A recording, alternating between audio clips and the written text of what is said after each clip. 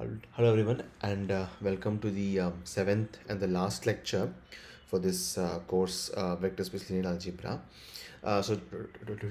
Today we'll complete the pending proof in this eigenvectors and eigenvalues part of the lecture, and then we'll move on to the thing that we started last lecture about relating matrices to the concepts that we have learned through here, right?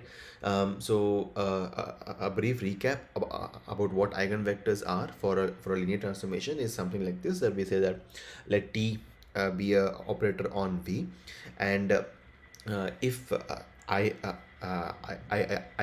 call a vector alpha as the eigenvector of T, if I can form T of alpha is some scalar multiple of this same vector alpha, right, for some lambda which belongs to this field F over which the vector space is defined over, right? And this lambda is called the eigenvalue of the T corresponding to the eigenvector alpha, right? So we saw one example in the case of functions which are infinitely differentiable.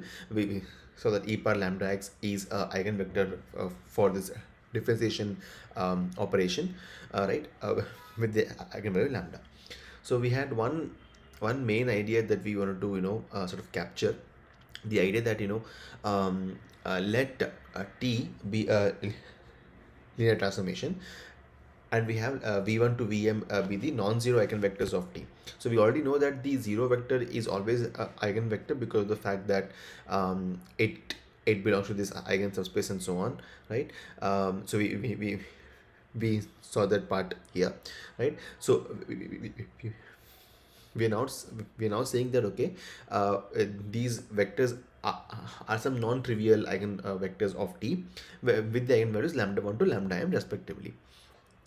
And and we now further suppose that lambda 1 to lambda m are distinct in nature. Then this v1 to vm are linearly independent. That is, the eigenvectors that you have found are basically linearly independent, right? So we'll prove this using this idea of induction on the set size. Okay, so the set size here is this the number of elements v1 to vm, that is m here.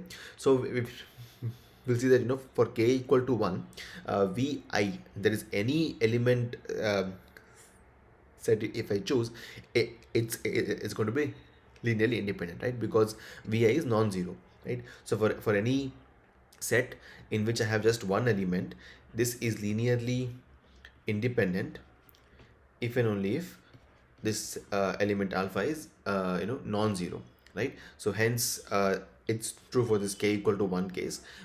We now assume this statement is true for k equal to n.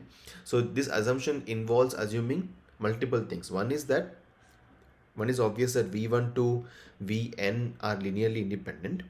That is one thing that we assume under this step of mathematical induction. The other thing is that we say that lambda 1 to lambda m, lambda n are distinct, right, because it's part of the statement of the proof, right? Okay, and also the fact that v1 to vm are non-zero, right? v1 to vn are all non-zero. Okay, so we now prove for k equal to n plus 1 condition. So it's assumed that it is not true, right? So which means that your v1 to vn plus 1 are linearly dependent. So what would that mean? That would mean that I can actually find some scalars ci such that when I take the linear combination of these vectors with this scalar ci, I can get the zero vector such that at least one of those ci's is non-zero. At least one has to be non-zero, right, by the definition of linear dependence. Now I multiply this equation with lambda n plus 1 on both the sides, right? So and hence by by the operations on vectors, so we know that I can write it as lambda n plus 1 ci vi is equals to 0, right? So I'll call this equation 2. Now from this same equation, if I apply this transformation T on both the sides, I know that T of this is going to be equal to T of 0. Now T of 0 is 0. We already have proved this for any linear transformation. And T of a linear combination is basically the linear combination with the transformation T applied to all of these variables Vi. Right now, yeah, so this is true because T is a linear transformation, right? T is linear transformation, right? Now, so we know that T of Vi is lambda I Vi, right? Because Vi is a eigenvector, right? Eigenvector of T with the eigenvalue lambda I, right? So I can write it as sigma I equal to 1 to n plus 1, Ci lambda I Vi equals to 0. Now what I do is I subtract this equation 3 from 2, right? So if you think about it, so what we're subtracting, we are actually looking at something like this. We're saying I equal to 1 to n plus 1, 2 minus 3, right? So lambda n plus 1 minus lambda I times Ci Vi, right, equal to 0. But at n plus 1, when I equals to n plus 1, this lambda n plus 1 minus lambda n plus 1 will be 0, and hence I am left with the first n term. So I equal to 1 to n, lambda n plus 1 minus lambda I, Ci Vi is equal to 0, right? Now we know two things, right? One thing is that V1 to Vn are linearly independent, and the fact that lambda n plus 1 is not equal to lambda I for all I, right? Because we said that lambda all these lambda i's are distinct in nature, right? Are distinct in nature. So therefore the only possibility that this holds is when all the Ci's are 0, right? So this is possible only if all the Ci's are 0, which means that your so which Ci's, by the way, only C1 to Cn. Okay, so C1 to until Cn are 0, right? Now I can repeat this whole procedure by using some other lambda I, right? So for example, I can choose some, for example, let's say lambda 2 or lambda 3 or whatever. I mean, yeah. So by choosing that, I can actually show the same sort of a procedure and show that Cn plus 1 is also equal to 0, right?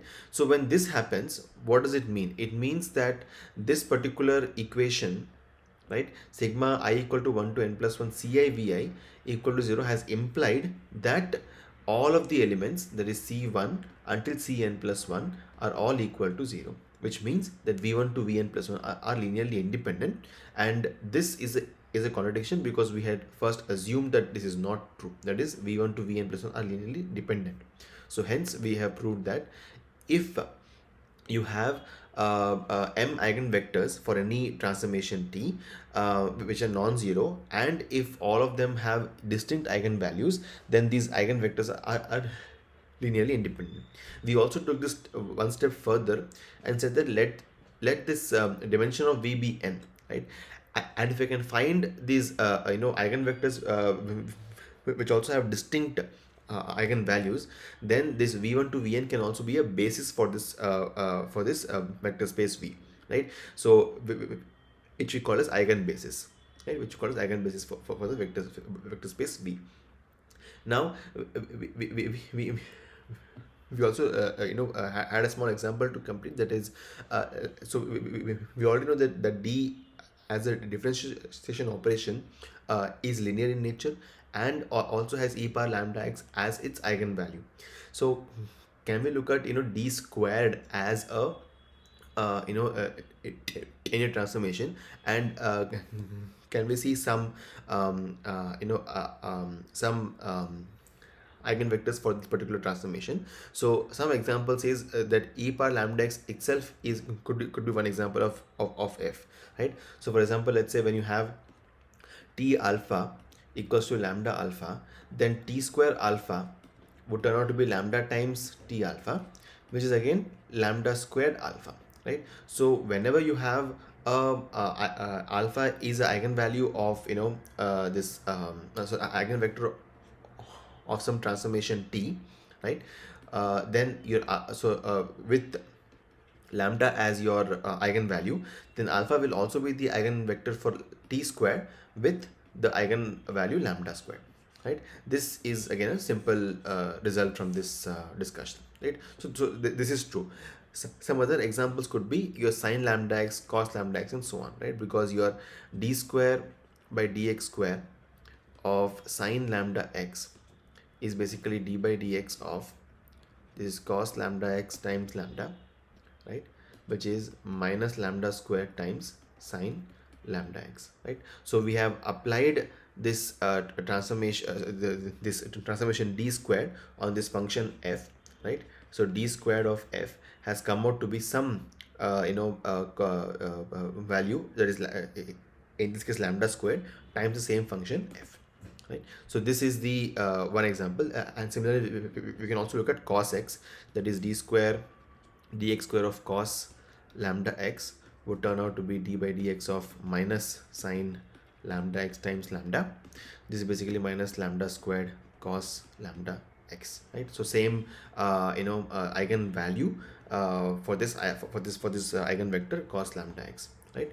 So this is the eigenvalue, this is the eigenvector, right, for d square transformation, right? Okay, so we'll so this completes the whole idea of this eigenvectors and eigenvalues for your linear transformations. We'll now move on to the idea of matrix views you were discussing. So first thing that we discussed last class was this idea of system of linear equations, and we said that we can actually view any matrix M as as the coefficient matrix for a particular system of linear equations, which is shown here, right? So ax equal to b is basically the if I have n variables, which is basically captured in this x sort of a symbol, and if I have m equations in these x variables, I can basically write all the coefficients in an m cross n matrix and represent this system of linear equations as a matrix equation, which is ax equal to b, right?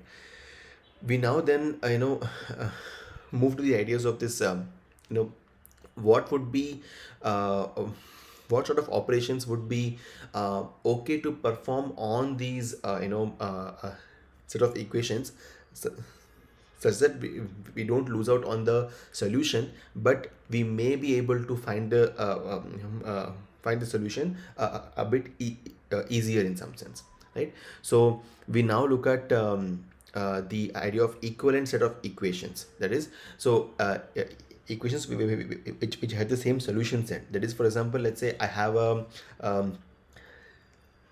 set of equations, let's say some e1 until em or whatever, and then I have one more set which goes from, let's say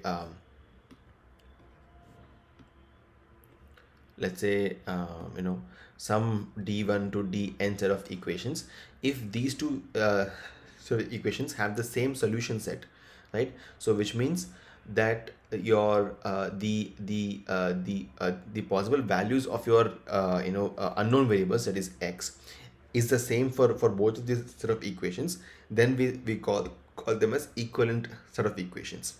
Okay, now one idea here is that a linear combination of equations are equivalent among themselves. That is, so for example, let's say what would linear combination of equations mean is that so we've already looked at linear combinations of vectors in the previous lectures. So what would a linear combination of equations mean is something like this, right? So let's say I have an equation, sort of equations like this, that is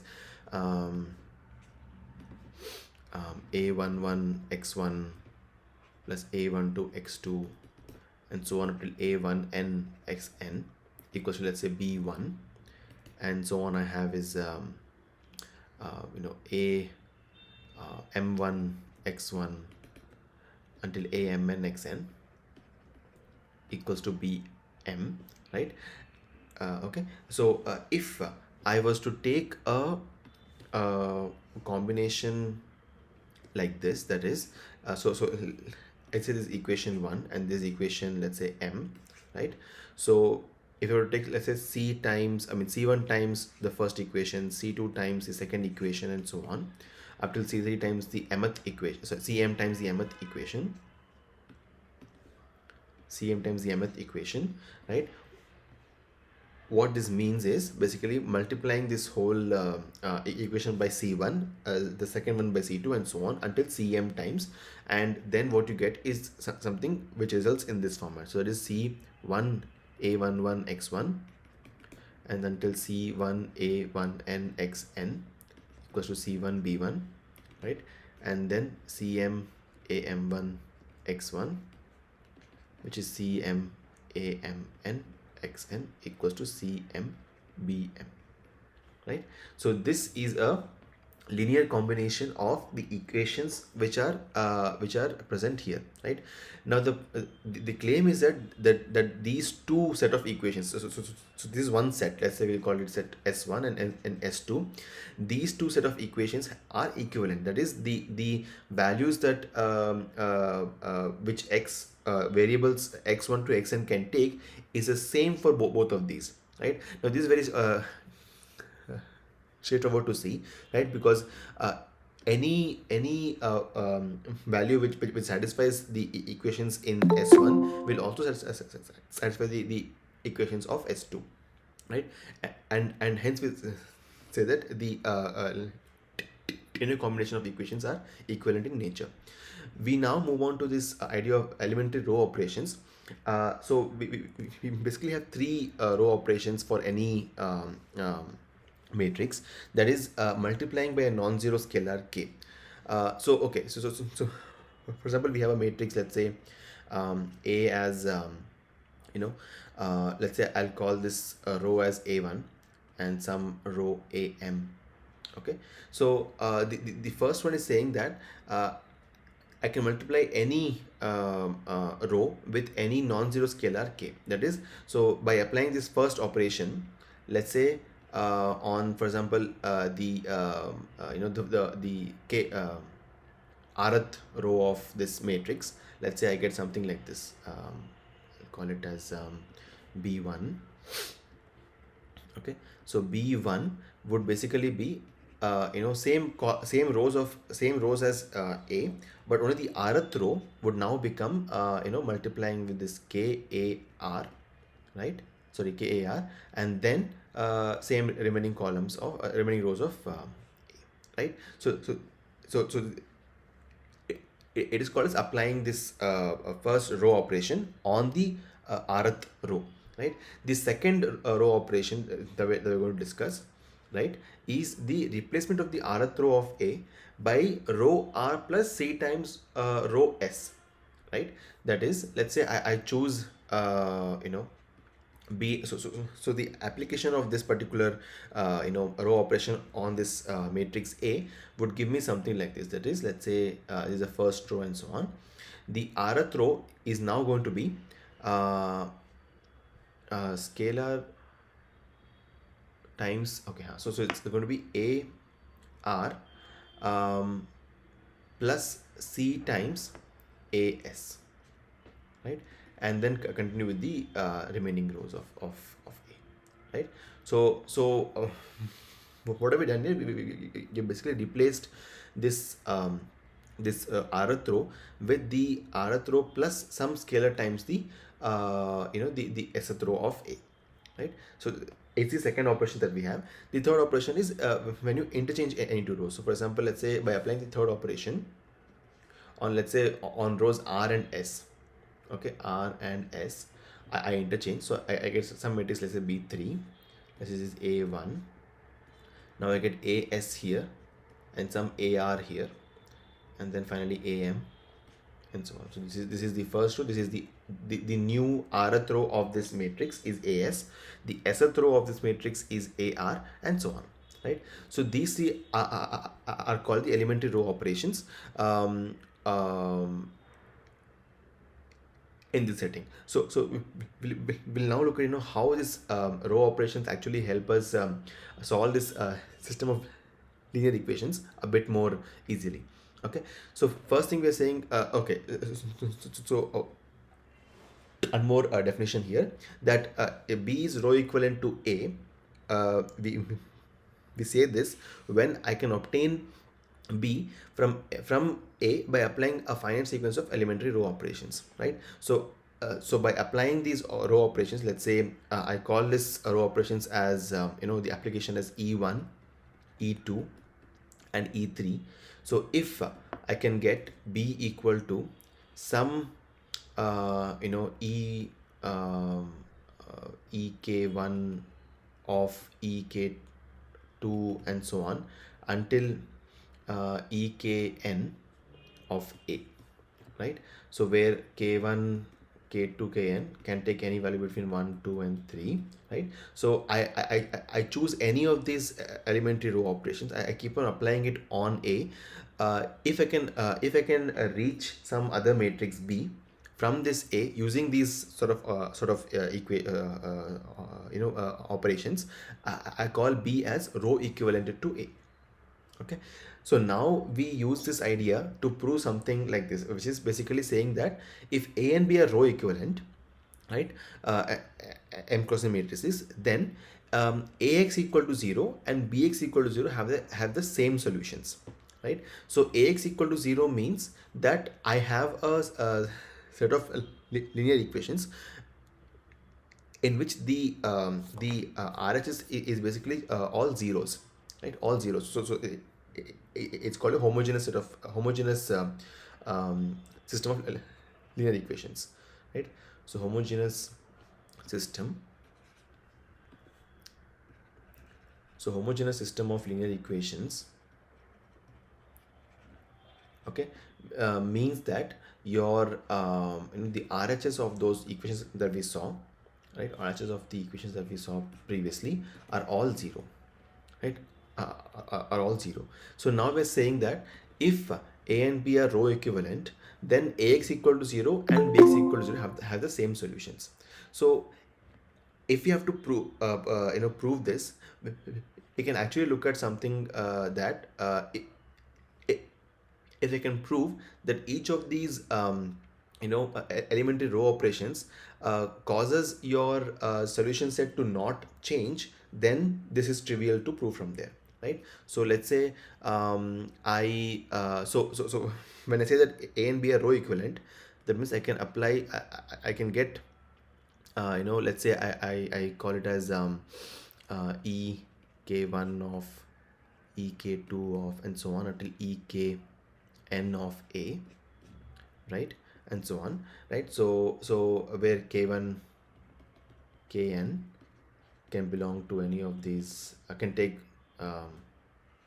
values from 1 to n, 1 to 3, right? So I'll prove that let's say the I get a matrix, let's say A k plus 1, okay, as applying some operation, okay, ek on ak, okay, and therefore your a B is just going to be an of whatever an of this one, right? So yeah, so ak plus 1 is ek of ak. So now let's say I have some matrix k ak, and by applying any of these elementary row operations, if I can show that ak plus 1 and ak have the same solution set, then so then by property of induction I can say that ax equal to 0 and bx equal to 0 will have the same solution set, right? So we'll now look at this idea. We'll go through each of these in order. So for example, let's say the first row operation is multiplying any non-zero scalar k, right? So let's say I have ak times x equal to 0. Let ak be a m cross n matrix, right? So therefore I mean as mentioned here, right? So therefore I have x is a n cross 1 vector and I have m equations of these, right? I have m equations in these n variables, right? So by multiplying any um, non-zero scalar k with any of the rows in this AK. So what is happening, right? So let's say I have uh, I choose the rth row to multiply. Okay, so rth row in A would correspond to the equation which is of this format, that is a r1 x1 until a r n xn equal to 0, right? So by applying by multiplying this non-zero scalar k here, what would happen is I would get k times ar1 x1 until k times ar n xn equal to 0, right? So any solution which satisfy this equation will also satisfy this equation, right? Because again it's trivial to see from here, right? Because if it is satisfied this solution, I can always write this as k times this whole thing, right? K times arn xn, sorry, arn xn, right? Now since x1 to xn satisfies this particular equation, this will turn out to be k times 0, which is 0, right? So any solution which satisfies this equation will also satisfy this particular equation, right? So this is the first elementary row operation. The second row operation tells you that a replacement of rth row of A by row R plus C times the row S. Okay, so now we'll look at let's say AR and AS. Okay, so what does AR mean in terms of these equations is an equation like this, that is AR n xn equal to 0. AS is basically AS1 x1 until ASN xn equal to 0. We now need to show that any equation, so any solution which satisfies which satisfies this, okay, also satisfies something like this, that is AR1 times CAS1 x1 and so on up till ARN plus CASN times xn, right, equal to 0, right? So again very trivially, so let's say I have a solution, y1 to yn, okay, which satisfies this particular set of equations. Okay, so what that means is that so when I set x1 to xn as y1 to yn, I get zeros here. So now I need to look at 8r1 plus c as1 y1 until arn plus c asn yn.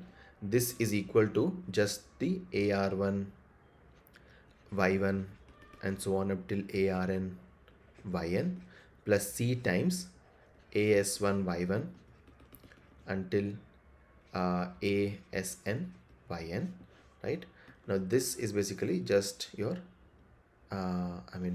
this is 0 plus c times 0, which is 0, right? So the solution which satisfied these equations is also satisfying this new equation, which is your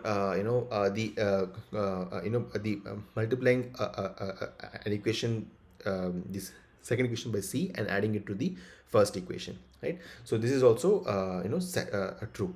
The last one is basically interchanging any two rows, which is trivially true, because for example, if I have this same condition, if I take here this y1 to yn would still satisfy the new set of equations, because it depends only on these coefficients and not on the order in which the equations appear, right? So hence we have shown that any of these elementary row operations does not change the solution set in any format.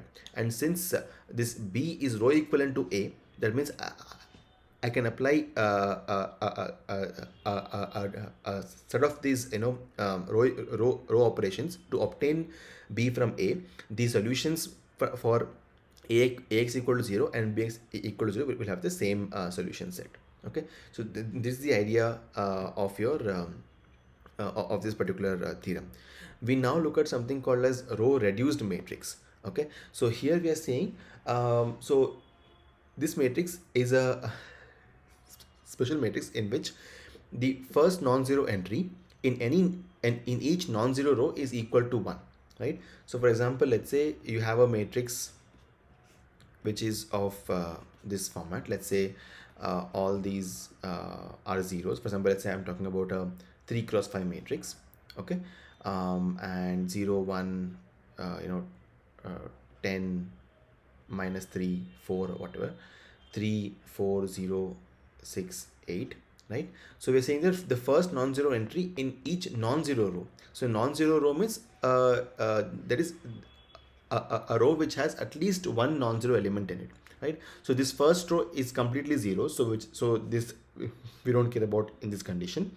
This second the second row has a is non-zero row, right? And the first non-zero entry in this particular row has to be a 1, right? So which is again true. This is fine, but this is also a non-zero row which the first non-zero entry is 3, so hence it is not a row reduced matrix. So if I had a matrix something like this, if I had this also to be 1, then the first condition is satisfied. Okay, the second condition is that each column which contains the leading non-zero entry of some row has all its entries has all its other entries to be 0, right? Now if you see here, for this particular non-zero row, the first non-zero entry comes in column number 2, right? So this particular column should have all its entries other than this one to be 0. That is, so here it should be 0, it should be 0 here also. So this is not a row reduced matrix. In case we had something like this, if this is also 0, then it's a row reduced matrix, right? So okay, so basically having so if any matrix satisfies these two conditions, it's called as a row reduced matrix. So one more example you can look at is similarly like zero, all zeros here, and then for example let's say 1 0 0, and then let's say 0 0 0, 3 1, no, sorry, yeah, so let's say 1 here, minus 1, and 6 here, and so on, right? So if you see here, so I have 3 rows here, all of them are non-zero rows. The first entry of each of these rows, okay, has to be a 1, right? So here first, in the sense we go from left to right, okay, left to right. So the first entry is 1, first entry is 1, first entry is 1, which is fine. The second condition tells you that any column which contains the leading non-zero entry of some row should be such that the all the other entries of that column are 0, right? So if you see here, this column contains the leading entry of this row, hence all the other entries are 0 here. Similarly, with this particular row, this column contains the leading entry of this particular row, so hence all the remaining are 0, and this will fail. So one second, can we look at something else? So let's say I form here, I say that this is now 0 1 0, 3 0 0, or you can have it as minus 3, then 1 0 0. Yeah, so if you see here, so I can have 3 non-zero rows. So the first entries are always 1s, which is fine. The second thing is saying that each column which has so this is a column which has the non-zero entry of this particular row, so all the other elements are zeros. So, similarly with this, I have the remaining entries as 0, and similarly here, right? So I basically have the the elements of this column to be 0, because this is the column which contains the non-zero entry of this particular, the first non-zero entry of this particular row, right? So this is basically a row reduced matrix. Row reduced matrix. Okay, we now have a theorem which says that every m cross n matrix over the field F is row equivalent to a row reduced matrix.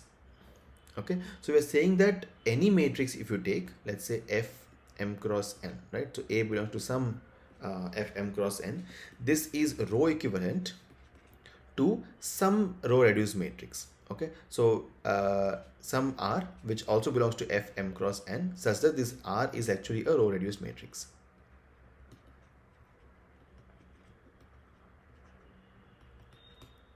Okay, yeah. Okay, so so how do we go about proving this? So I'll give a very handy way of looking at this. So see the first particular entry, first particular condition tells you that the first entry or first non-zero entry in each non-zero row should be equal to 1, right? So basically what you can try start doing is, basically, let's say you have a matrix A which is a11 up till, let's say, a1n, am1 until amn, right? This is the m cross n matrix, right? Now you can keep on applying your row operations to make it into a row reduced matrix in this format, right? So the first thing I try to do is, I try to make this a11 to become 1, right? So I'm trying to make this first row to be such that it should have your the first non-zero entry should be equal to 1, right? So the row transformation which I can apply here would be something like this. I would say that a1 apply this transformation, that I divide this by a scalar, right? This is the scalar, right? 1 by a1, and I'm applying it to to the first row. Let's say a1 is the first row here, a1, and this am is the mth row, right? Yeah, so in case that this non-zero, that is if a1 so it is non-zero, so I can apply this, and I would then get a matrix. Let's say I'll call it as a1 to be such that this becomes 1, and I have some numbers here now, and remaining everything is unchanged. So am1 up till amn, right? I'll have here a1n by a11 and so on, right? So then what I can do is, I now look at the second condition, that each column which contains the leading non-zero entry should have the others to be non-zero, to be 0. So now now what has happened is, this particular row, okay, has its first non-zero entry in column number, let's say, 1, right? So all the remaining elements in this column should turn out to be 0, right? So what do I do now is, I can actually apply the second row transformation, second second row transformation like this.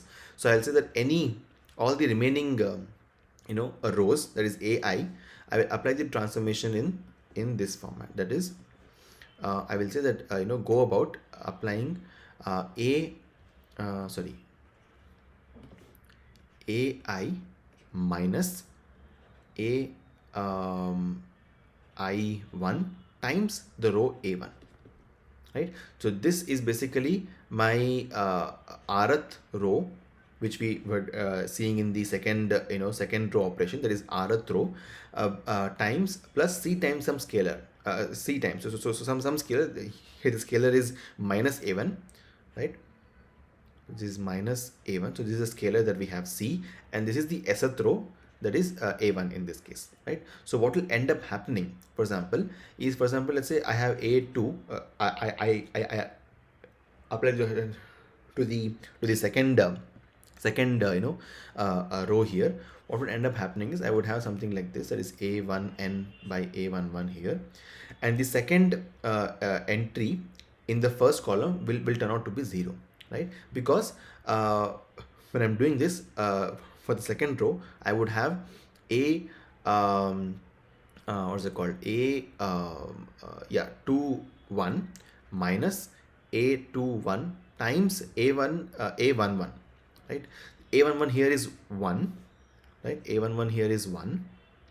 So I would have this to become 0, right? So your new A21 would be 0, right? And what will end up happening is all of these elements will turn out to be 0, and you will have some subtraction here. So you'll have, like, let's say this will be 2n minus A21 times this new A1, that is A1n by A11, and so on, right?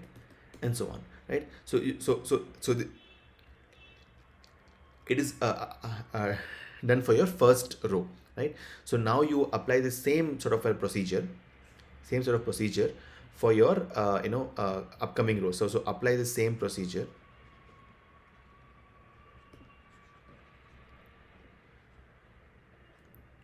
to remaining rows and remaining columns. And then so for each of these rows, you will try to make the column as compliant to your row reduced matrix rules, right? And then basically get a row reduced matrix in this format, right? This is actually called, I think it's called your Gauss Jordan method, if I'm not wrong. Okay, again, I'm not sure what the name is, but okay. So you would get a matrix which is a row reduced matrix in this particular format of applying this sort of a procedure. Now the thing is, we need to see that this procedure will terminate in finite number of steps. Okay, terminate in finite steps, and that is because of the fact that your number of rows and number of columns are finite, right? Because your looping would basically keep on going one row after the other and then one column after the other. So at the end, you'll stop when you have moved through all of your rows and columns which are finite in nature. So therefore, what would end up happening is that you have reached some row reduced matrix, okay, from A in finite steps, right? And here each step is basically an application of, that is, finite number of row reduced elementary row operations, finite number of elementary row operations. So therefore A and R are row equivalent, right, by definition of row equivalence. Okay, that's the idea. Fine. We now define this rank of a matrix as the number of non-zero rows in its row reduced form. Okay, so we'll come to how we see rank in terms of matrix and in terms of its the transformation rank that we saw. We'll do it today in the second half of the lecture, right? Okay, we then have something called as a row reduced echelon matrix.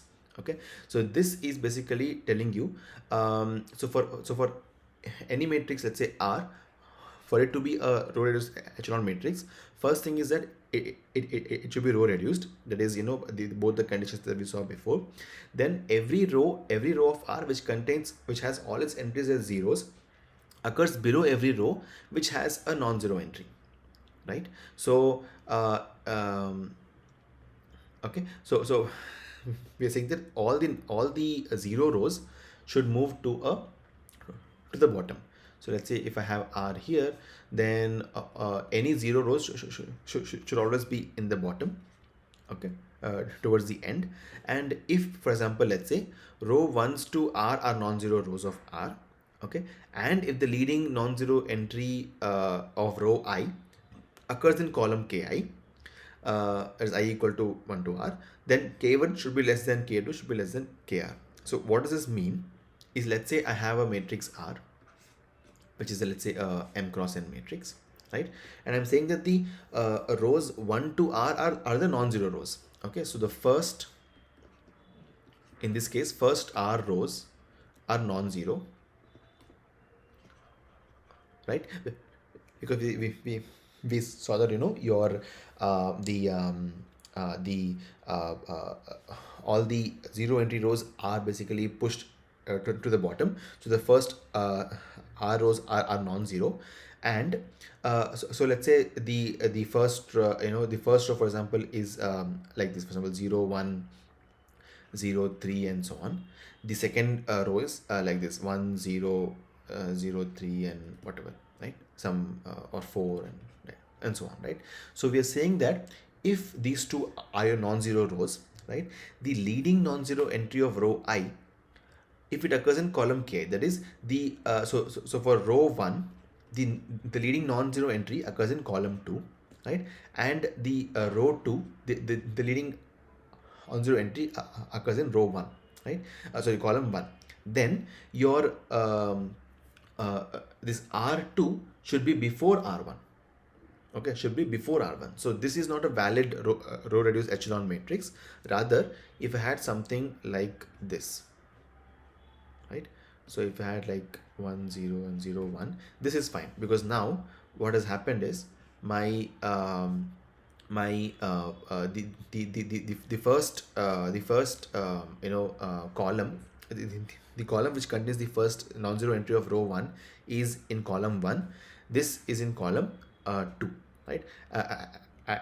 And this 1 is less than 2 for this I being less than 2. So since this 1 is less than 2 here, this number should also be less than should follow that order, right?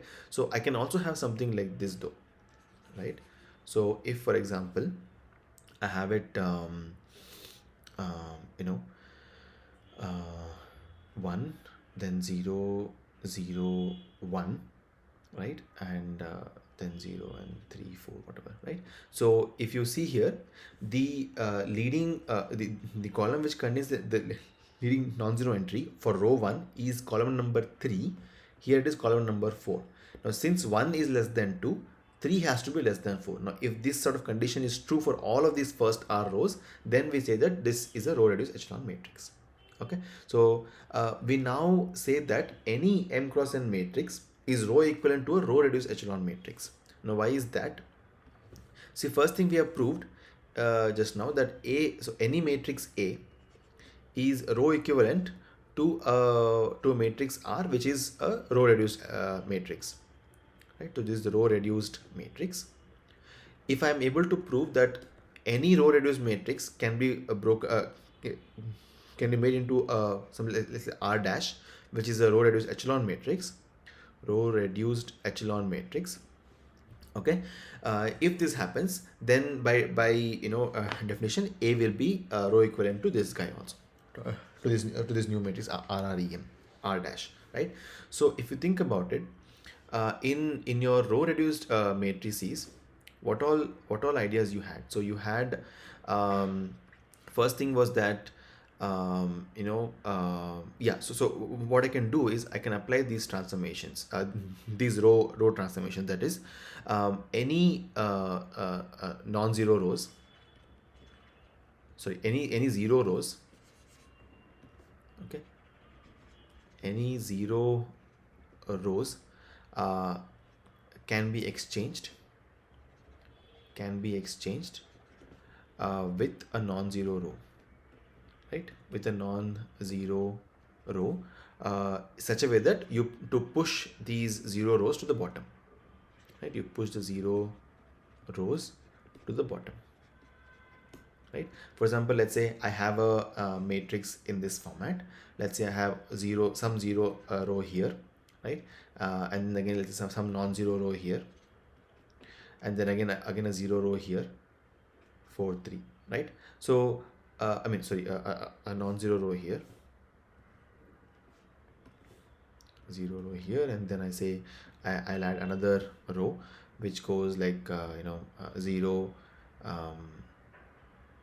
0 1 6 and 8, right? So if you see here, these are row reduced matrix, right? Because the first entry of any non-zero row is 1 and 1, and all the other entries are 0 for this particular column, which is fine.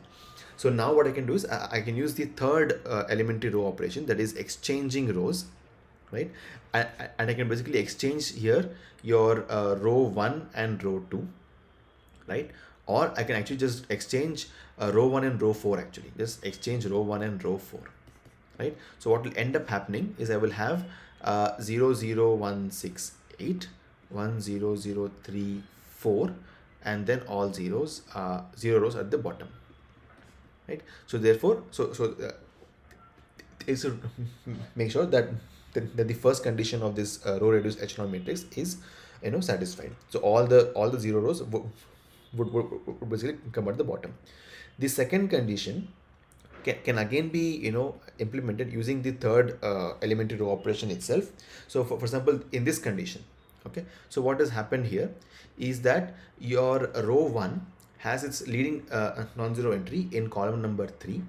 Row 2 though has the leading non-zero entry in column 1, right? So now this is in violation. So what I do is I can simply just go ahead and exchange row 1 and row 2, right? So what I would get now is something like this: 1 0 0 3 4 0 0 1 6 8, and remaining are all zeros, right? So now the leading non-zero entry of row 1 is 1, non-zero entry for row 2 is 3, and then and these are anyway zero rows, right? So here, since 1 is less than 2, here we see that 1 is less than 3, so this is a valid row reduced echelon form, right? So basically, using these exchange operations, you can always make any row reduced matrix to a row reduced echelon matrix, and hence by this definition of your row equivalent, your A will now become equivalent to a row reduced echelon matrix. Okay, so any matrix A can be made into a row reduced echelon matrix. Now, why do we care about this row reduced echelon matrix, right?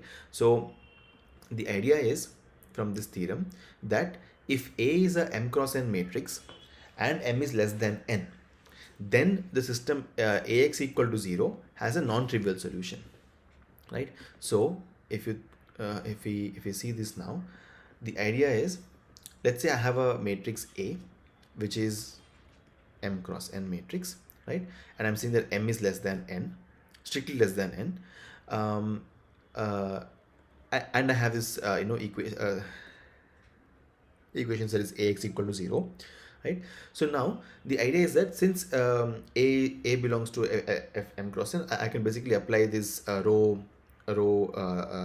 operations to get a matrix R, which is a row reduced echelon matrix, right? So let's say this is a row reduced echelon matrix, okay?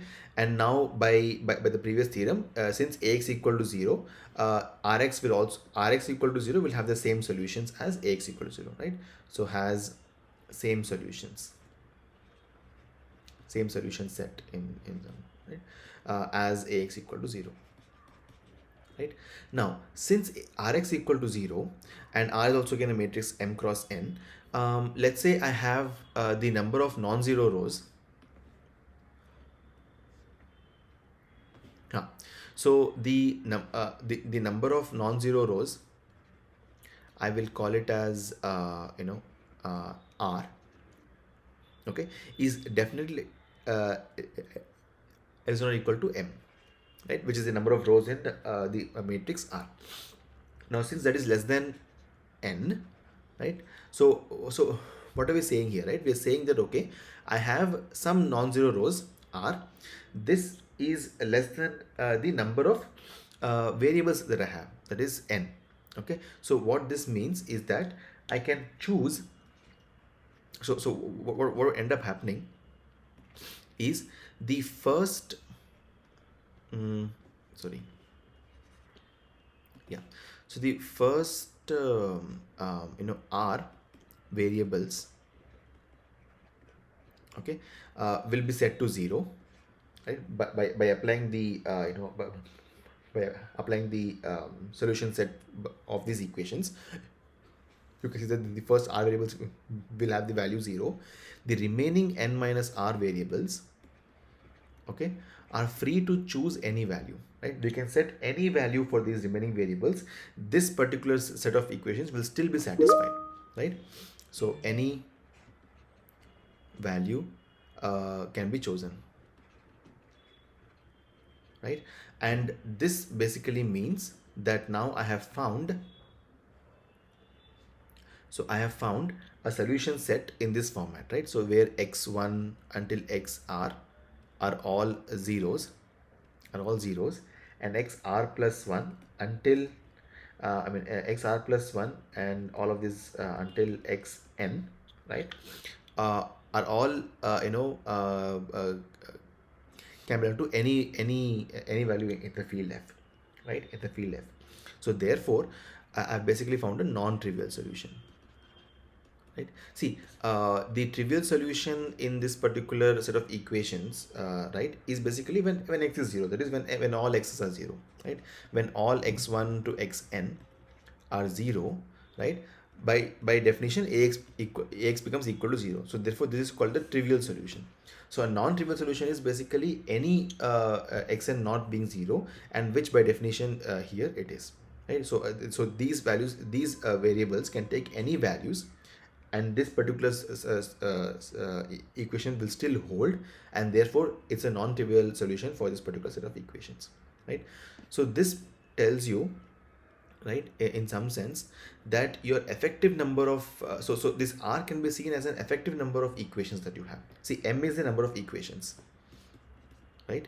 So we are saying that if by this row operations, that is by looking at some linear combination of these equations, if I change this to some number which is less than this particular number, so I can say R as the effective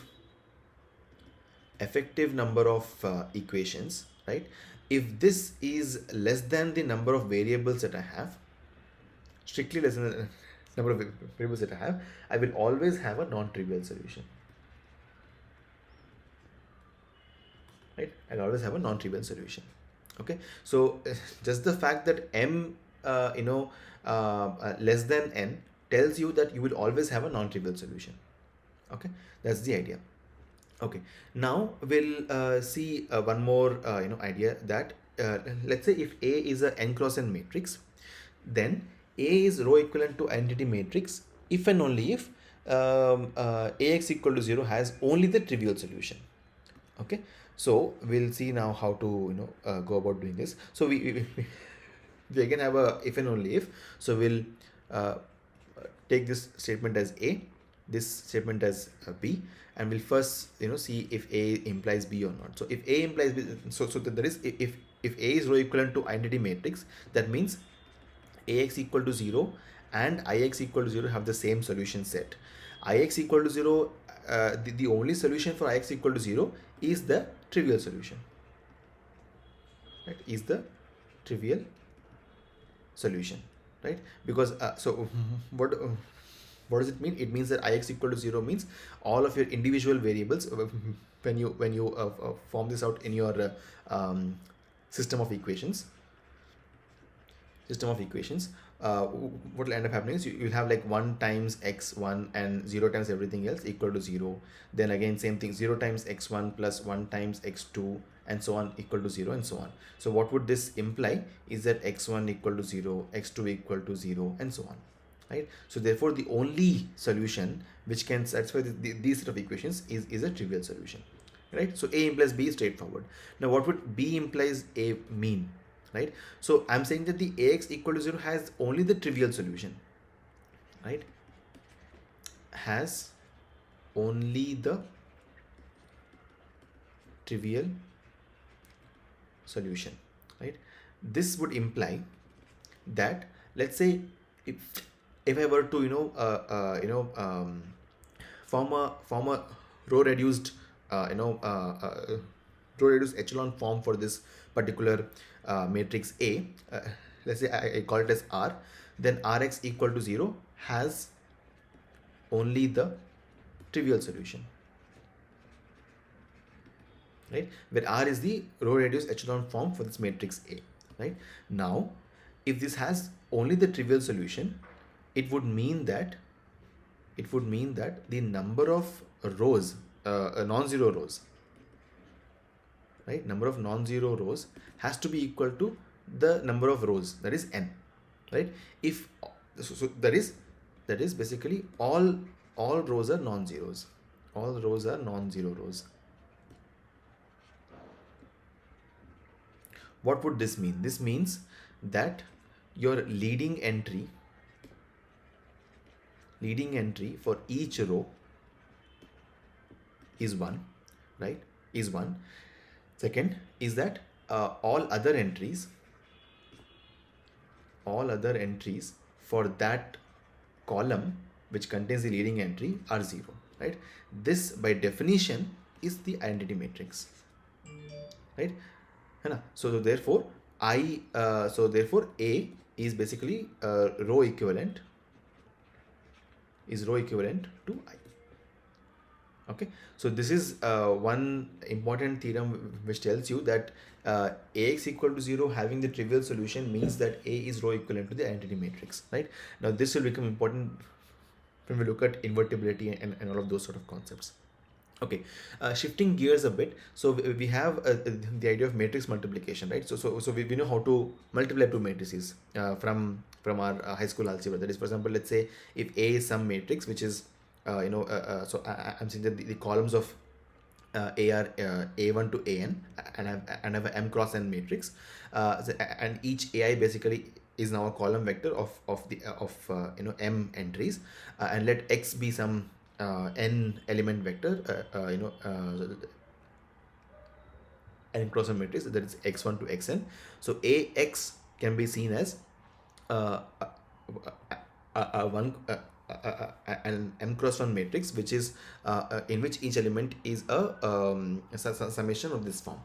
Now this can also be seen as a multiplication of each of these elements, that is x1 to xn, with the columns of A, right? So we can see it as a linear combination, that is of each of the elements xi and the columns of A, that is AI, right? So we've already seen this idea of linear combination before, right? So we said that if I have vectors alpha 1 to some alpha n, right, in some vector space V over the field, let's say F, right, if I choose some scalar c1 to cn which belong to this field F, then this c1 so summation I ci alpha I is basically called a linear combination of the vectors alpha 1 to alpha n. So here if you see, we basically have a linear combination of the column vectors of A. So where your vector space is now your F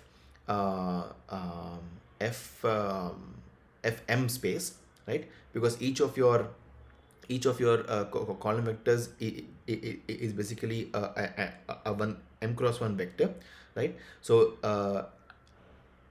and your scalar field is basically your same F is your field of which x1 x2 xn are basically your belong to this particular field F, right? So therefore we can see this Ax as a linear combination of the columns of A. Okay, so this idea will become important when we look at transformations or using matrices. Okay, these next theorem that we have in here is that each elementary operation E can be represented by a matrix capital E, which is the resultant of applying this operation E on the identity matrix. Okay, so this is called the elementary matrix. Okay, elementary matrix. This is the operation, elementary row operation, and what I'm doing is I'm applying that elementary row operation on the identity matrix I, okay, which is again a M cross M matrix. Okay, this is M cross M matrix. Okay, so if I have a matrix like this, which is again a M cross M matrix, then for any M cross N matrix A, the resultant of applying this operation E on A, it can be seen as a matrix multiplication between this capital E and the matrix A. Okay, so this theorem is a bit straightforward to prove. So I'll skip this for now because we are sort of running out of time. Okay, so this go through Hoffman Kunze book here. Okay, uh, we now have X, the idea is that, so let's say if A and B are two matrices, and M cross N matrices, B is row equivalent to A, if and only if B is equal to PA, where P is a product of is M cross M elementary matrices, right? So let's say again this is A and B. So A will imply B, because I can always look at applying a row operation as applying multiplying a elementary matrix E with the matrix A, right? So when I say that B, I have obtained B by applying, let's say, ek1 and till ekn of A. What it basically means is each of these ekn each of this eki is basically multiplying this E matrix with it.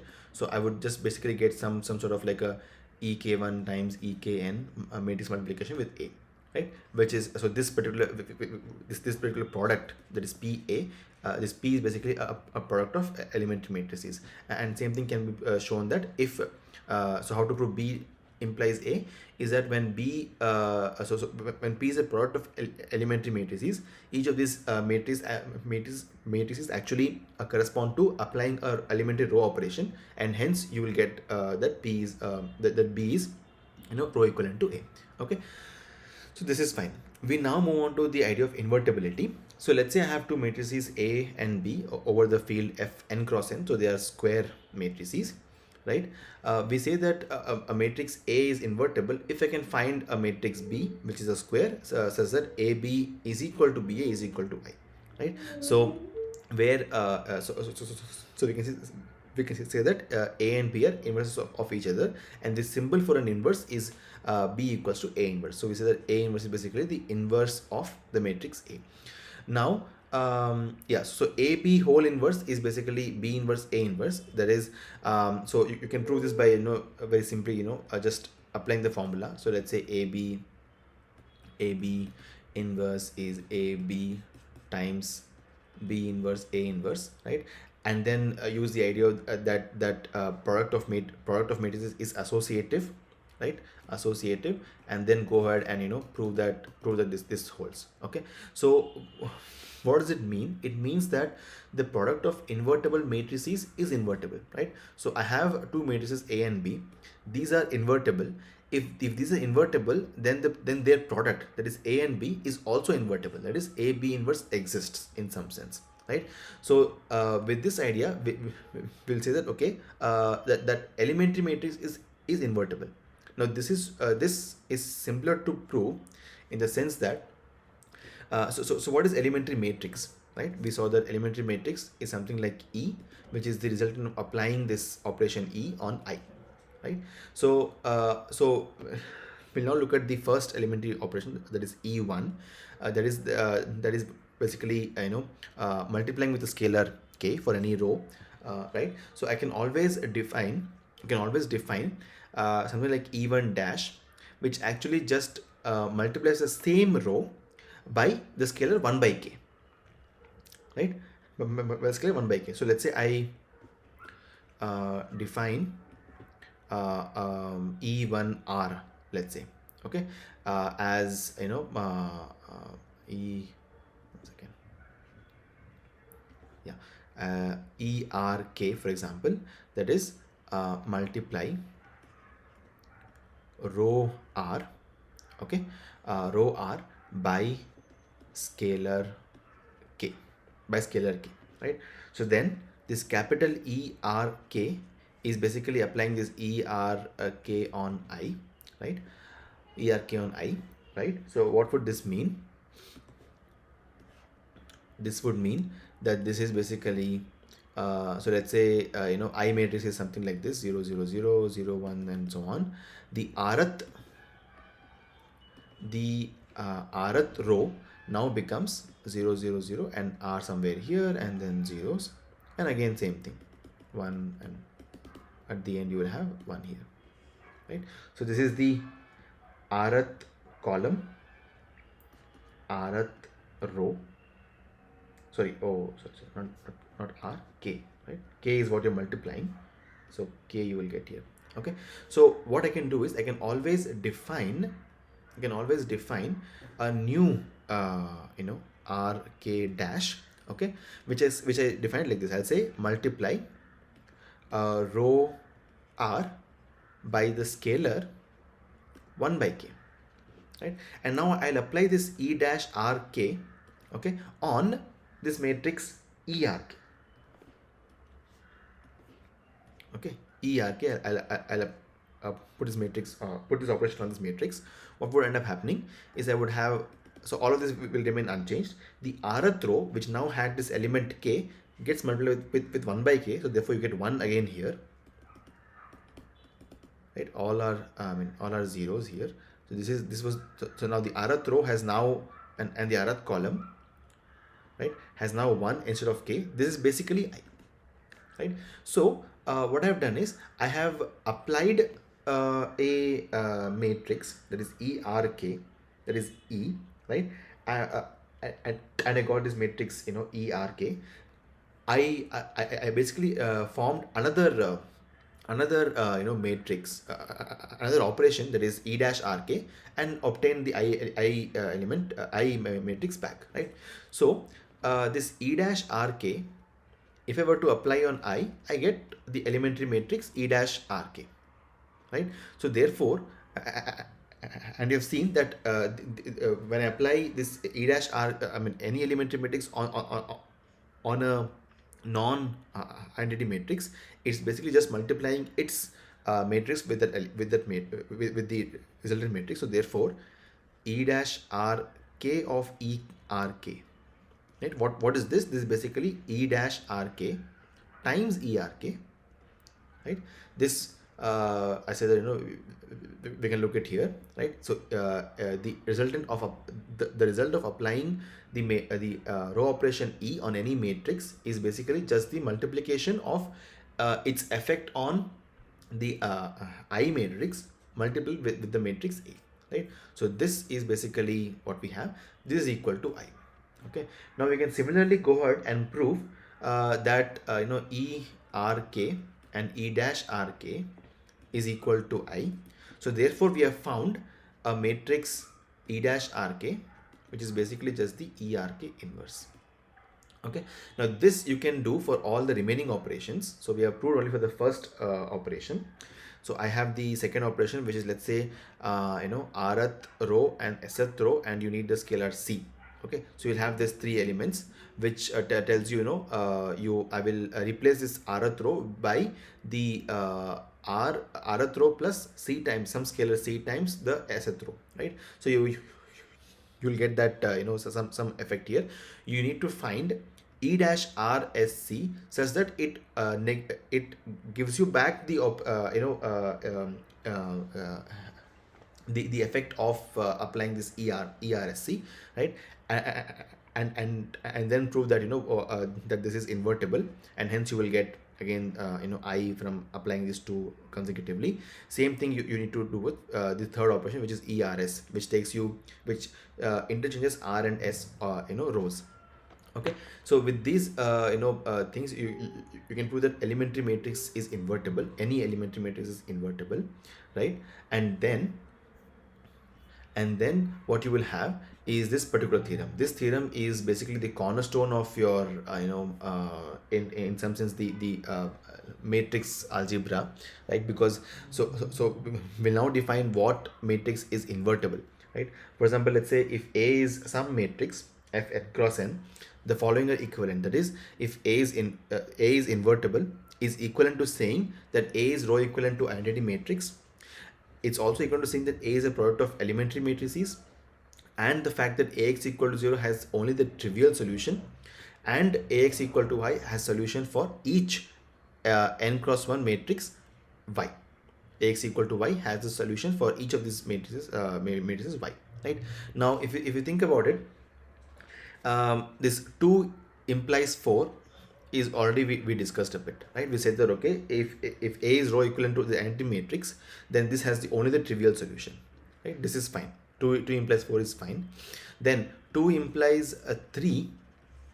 2 implies 3 is basically from the idea that we saw that if A and B are row equivalent, then B can be written as a product of this elementary matrices P and with A, right? So here in our case, I can write it as A equal to P times I, right, where P is the product of some elementary matrices, I is the matrix to which it was row equivalent, that is from the statement 2. So I can always write it as a product of elementary matrices because P into I is just P, right? So 2 implies 3. This is fine, and therefore 3 implies 2 also, right? From the same theorem that we had, right? Now, with this, what else do we need? Yeah, so invertibility, we can get from the idea that product of invertible matrices is invertible, right? Now from this 3 we have showed that it's a product of elementary matrices, right? A is a product of elementary matrices. Since the elementary matrices are themselves invertible, therefore A becomes invertible, right? So we have shown that 3 implies 1. Okay, so 3 implies 1, and since all of this is true, now Ax equal to y would just imply that x is equal to A inverse y, right? So since A inverse exists, because A is invertible, so if A inverse exists, I can say that x equals to A inverse y. Okay, so again, a bit more formal proof is required for this theorem. And again, encourage you to look at Hoffman Kunz's book. They did a great job at proving this theorem rigorously. Okay, so we'll now move to the last part of this course. That is, what all we have learned till now can be related to the ideas of matrices, right? Can we look at matrix algebra as the as a subspace of this this whole idea of vector space linear algebra? So the first view that we spoke about yesterday was looking at matrices as an ordered collection of numbers which represent some coefficients in a system of linear equations, right? So we said that we have some set of linear equations, and I can represent that as Ax equal to some b, right? And we saw different things regarding how we can get the solution of this solution of equations and so on. We then also looked at the second view actually as a part of the vector space part of the lecture, where we said that this vector space f m cross n is actually this set of all matrices which is of the order m cross n is a vector space over the field F, right? So any matrix A is basically a part of this vector space. We also looked at the subspaces of this matrix, right? So one example that we saw about was this something like a we call as n of A. We define it as all of the vectors x such that Ax equals to 0, right? And we showed that this n of A is actually a subspace over the field over the vector space Fn, right? Where again nx is a n cross 1 vector and all of that, right? Yeah, correct. Yeah. Okay. We also came to the idea back again in this basis and dimensions, and we showed that we actually have a m into n number of bases for this particular vector space, and hence the dimension of this particular vector space is just m into n, right? And we haven't proved it formally, but then we can use the idea of isomorphism to show that this vector space f m cross n is basically is isomorphic to the vector space f m n, right? So this basically means just flattening out the matrix in some sense, right? So if you see here, what does f m cross n mean? It is a matrix, right? So I have like a ordered collection of a rectangular array of numbers, right? M cross n. F m n means I have a let's say a single vector which is like a the number of elements here is m n number of elements here, right? We can always define the isomorphism something like this, right? So I can always say that take the element aij from this particular matrix, that is I'll define it like this. Let's say a of ij, right? The ijth element of this matrix A, okay, set this equal to x ij, right, where ij is the index for this particular vector, right, such that you can basically look at the, okay, let's put some xk here, xk, where k is the index for this particular vector, and this k will be equal to I into I think m plus j, right? So I can define a way to go from this m cross n matrices to this vector space where I have just one column of this matrices, and this is basically the idea of flattening a matrix.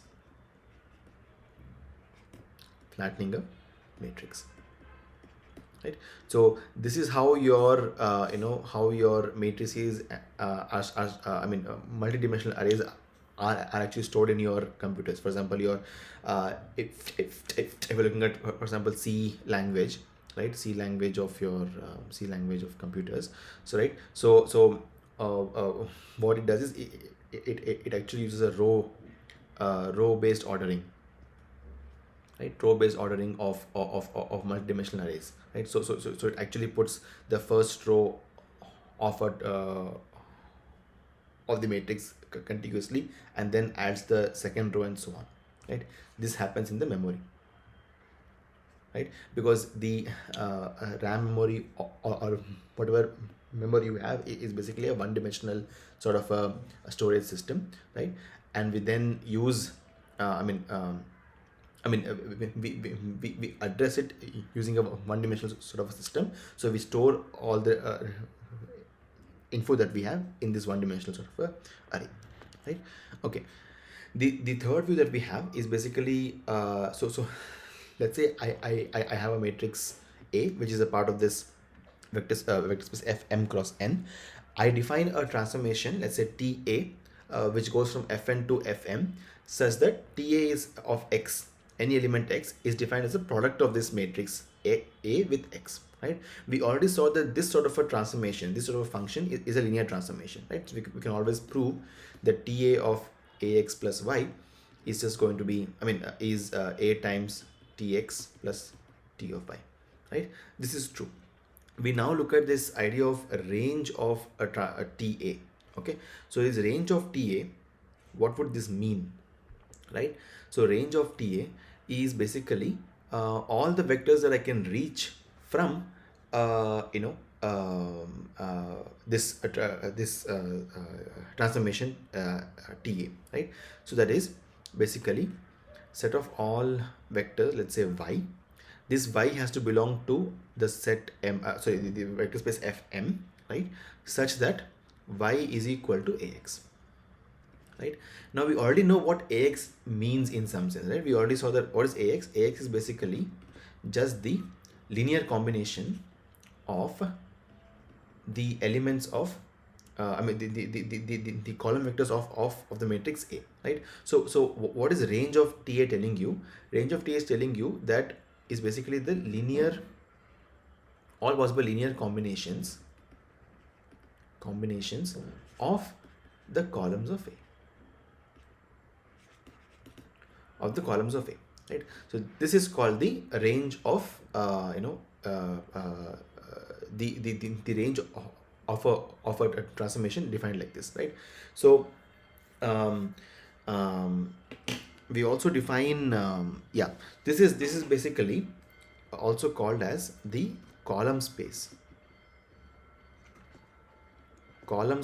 of matrix A. Okay, space of matrix A. That is basically we're saying what all vectors can I reach from by using the columns of the matrix A that is basically defined in this way, right? This is the range of this particular transformation TA, right? Now I can also define the null space, right? So we'll see what the null space here means. So null space basically would be all the elements in Fn vector space such that Ax equals to 0, right?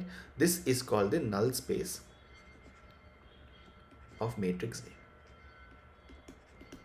A. Okay. So basically all the elements X such that the linear combination turns out to be 0, right? So linear combination turns to be 0, right? So that is basically the set of your null space of the matrix A. Now and we already saw the rank nullity theorem application. So okay, so now we have a thing that we can apply here. When would this happen, right? When would this happen? We already spoken about this idea that a linear combination will be 0, right? In case your columns basically of this matrix A are not linearly independent, right? For example, let's say yeah, so this null space of this matrix, this transformation TA, and I will call this null space of matrix A as n of A, right? Will be, which is n of A is basically will be non-empty. Okay, will be non-empty. Will be non-empty if columns of A are linearly dependent, right?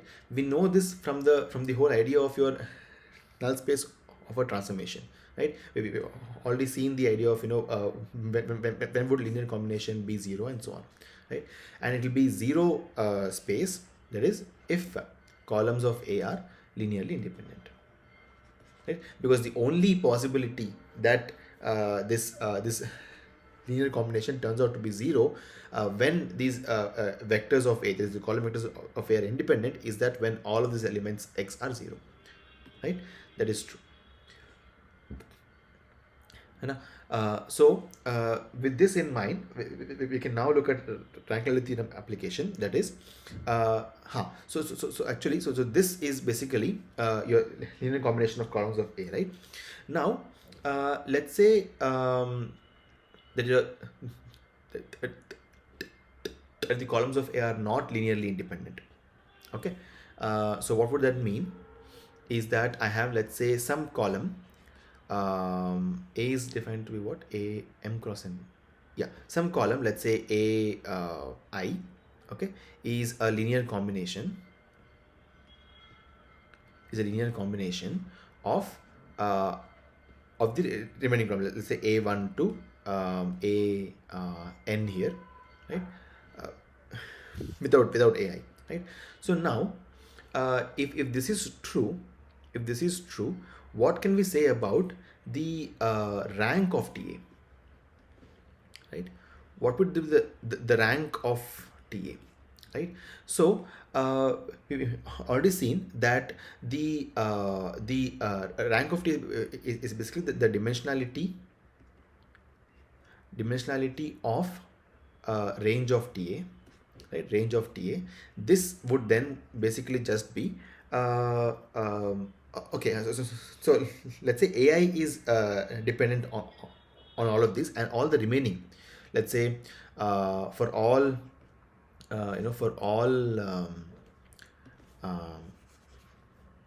sorry, yeah, so for all j not equal to I, aj are linearly independent. Okay, now so the dimensionality of rank of TA, see, first of all, it has to be less than or equal to the vector space over which it's defined. It's Fn. So it has to be less than or equal to n. Right? Now I have a subset of the vectors of of the vectors of A, right?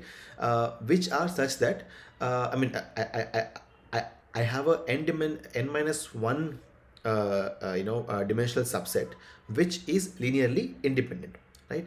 And I see that I basically have a vector AI which is actually a linear combination of the remaining vectors. So this dimensionality would end up being n minus 1, right? So because so basically any vector any basis cannot exceed this particular number n minus 1, right? So hence the rank of TA turns out to be something less than n, and that is n minus 1, right? This is also the rank, the column rank of matrix A. Okay, so the idea of application of this rank nullity theorem actually comes up here, is that let's say your your null space of A, right? Its dimensionality is called nullity of A, right? Is that is called nullity of A. The the range of A, its dimensionality is called as the rank of A, right? And this rank plus nullity of A will be equal to the number of columns of A, right? And in case we have a square matrix where a number of columns is number of is the number of rows, so basically we can say that rank plus nullity equals to n. Okay, so this is one of the core theorems of your matrix algebra also, and we show that by looking at A as a way to transform vectors, right? So the third view basically is that any matrix A transforms, takes a vector x and maps it to Ax, right? So it takes a vector and transforms it to Ax, right? That basically is the third view of this matrices. And we see that all these theorems that are useful in the matrix algebra can be seen as results of this particular transformation theory, right? So this is the next idea. The next idea is from the idea of invertibility, right? Invertibility. This tells you that if I'm able to find some inverse, that is TA inverse with TA, and this should be equal to TA inverse equals to I, right? So we'll talk about square matrix. Let's say f n cross n. Now we've already seen the theorem that if the dimension of the domain of the transformation T is equal to the dimension of the codomain of the transformation T, then to prove that T is invertible, you can either show that T is 1, 1 or that T is onto, right? So we'll use the idea of that T being onto. So what does it mean? It means that TA of x, which is defined as Ax, which is a vector in Fn, right? If TA has to be on, if TA is onto, that implies that Ax equals to y holds for all y belonging to Fn, right? That means I have a x which when I multiply with A, I get y, right?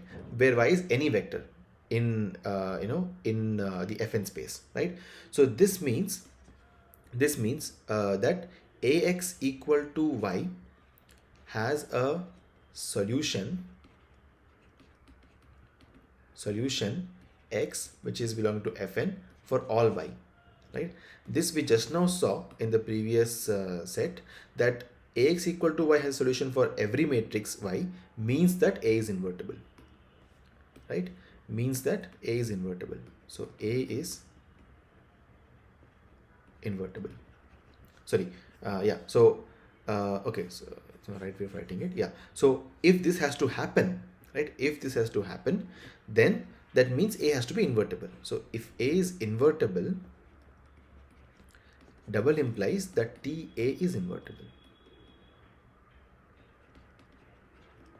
right? So we have connect, we have joined the ideas of transformation invertibility with the matrix invertibility. That is, so if I define a transformation like this, which is TA of x is equal to AX, then A being invertible implies that TA is invertible and vice versa, right? TA being invertible implies that A is invertible. The next idea was about eigenvalues and eigenvectors.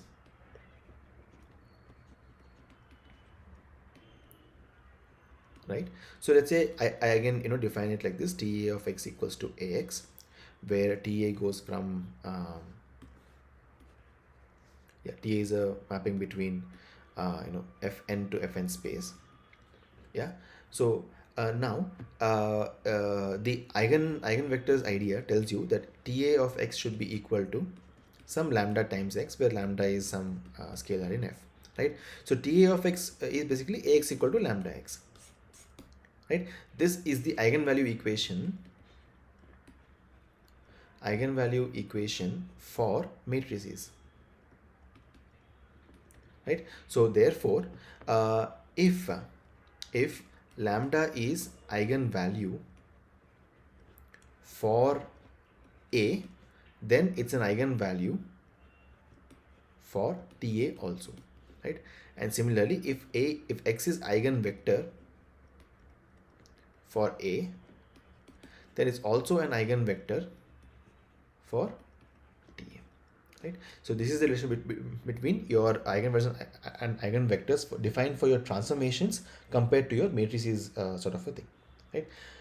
Okay. Yeah, so this is the relation with all the components that we saw today, right? We saw in this lecture. So basically the idea that we can connect a lot of these things that we have vector space, for defined for matrices, with any general vector space that right, gives us some sort of abstraction over these ideas. And the fact that we saw that we applied these concepts to even spaces where we have vector spaces defined over functions themselves, right? Shows the the power of this particular abstraction that we have created, right? So with this we'll close this particular course. One last idea which I wanted to bring attention towards was the idea of PSD and PD matrices, right? And why are they special? Okay, so a PD matrix actually stands for positive definite matrix, right? And PSD stands for positive semi-definite,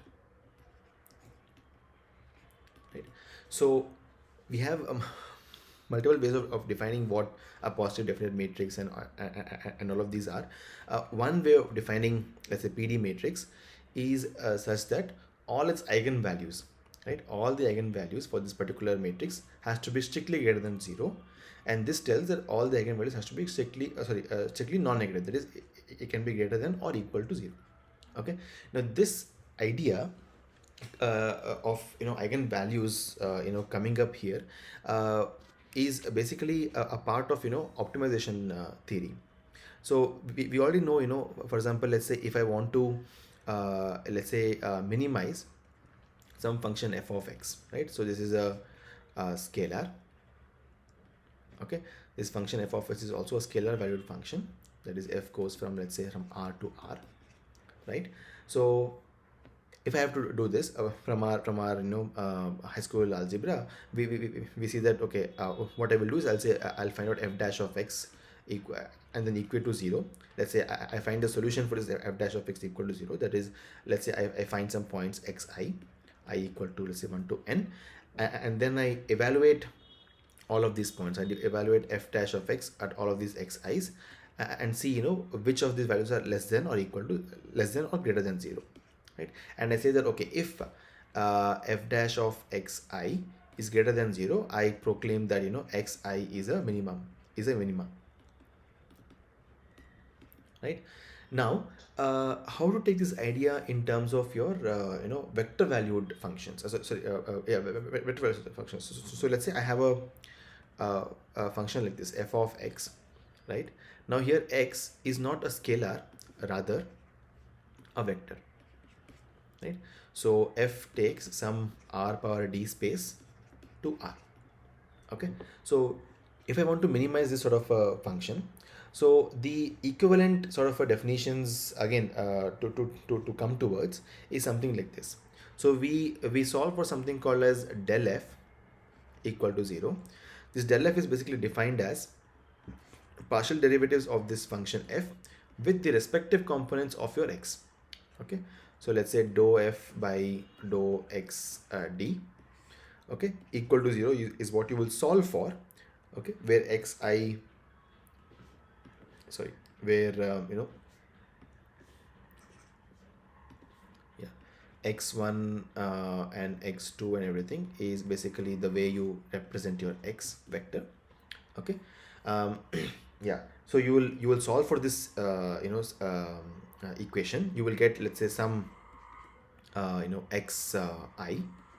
equal to 1 to n, and then you will define something called as the Hessian del square f, okay, which is basically something like this, dou square f by dou x1 squared, and then you say dou square f by dou x1 dou x2, and so on. You'll keep on doing this. You will have like a d cross d matrix.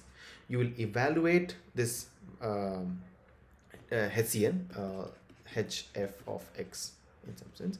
So you will evaluate this Hessian hf of x at all of these xi's, right?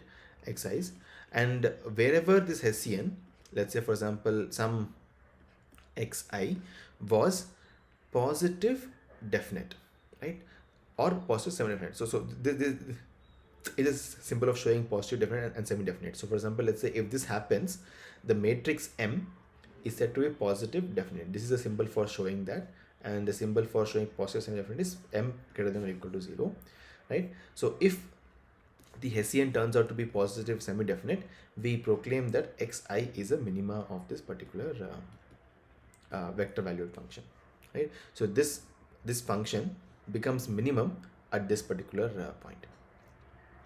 Okay, so so the idea of all of that comes from the fact that we need eigenvalues for matrices, right? And eigenvalues for matrices comes from the fact that all of this can be related to the idea of vector spaces and the whole thing of vector space linear algebra. Okay, so this one application of all of these concepts in a real life setting where you have a multivariate objective function, that is f of x, this sort of thing, right? Okay, so so with this we close the course. Basically start with the idea of how we can sort of give an abstraction to many of the ideas that we discuss, and use that abstraction as and when possible to prove theorems, and then go ahead with all of these ideas of vector spaces, that is and then subspaces, and then defining the basis and dimension of these of these vector spaces.